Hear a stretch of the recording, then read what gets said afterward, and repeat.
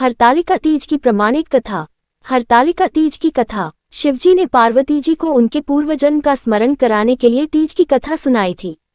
शिवजी कहते हैं, हे पार्वती, तुमने हिमालय पर मुझे वर के रूप में पाने के लिए घोर तप किया था। अन्न जल त्यागा, पत्ते खाए, सर्दी गर्मी बरसात में कष्ट सहे तुम्हारे पिता दुखी थे। नारद जी तुम्हारे घर पधारे और कहा, मैं विष्णु जी के भेजने पर आया हूँ।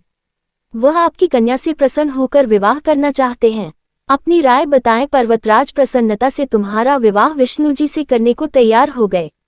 नारद जी ने विष्णु जी को ये शुभ समाचार सुना दिया, पर जब तुम्हें पता चला तो बड़ा दुख हुआ। तुम मुझे मन से अपना पति मान चुकी थी।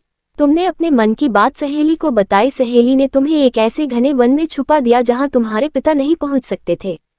वहां तुम तप करने लगी। तुम्हारे लुप्त होने से पिता चिंतित होकर सोचने लगे, यदि इस बीच विष्णु जी बारात लेकर आ गए तो क्या होगा। शिवजी ने आगे पार्वती जी से कहा, तुम्हारे पिता ने तुम्हारी खोज में धरती पाताल एक कर दिया, पर तुम न मिली। तुम गुफा में रेत से शिवलिंग बनाकर मेरी आराधना में लीन थी। प्रसन्न होकर मैंने मनोकामना पूरी करने का वचन दिया। तुम्हारे पिता खोजते हुए गुफा तक पहुंचे। तुमने बताया कि अधिकांश जीवन शिवजी को पति रूप में पाने के लिए तप में बिताया है। आज तप सफल रहा। शिवजी ने मेरा वरण कर लिया।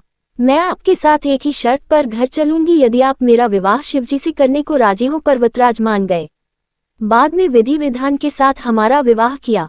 हे पार्वती, तुमने जो कठोर व्रत किया था उसी के फलस्वरूप हमारा विवाह हो सका। इस व्रत को निष्ठा से करने वाली स्त्री को मैं मनवांछित फल देता हूँ। उसे तुम जैसा अचल सुहाग का वरदान प्राप्त हो।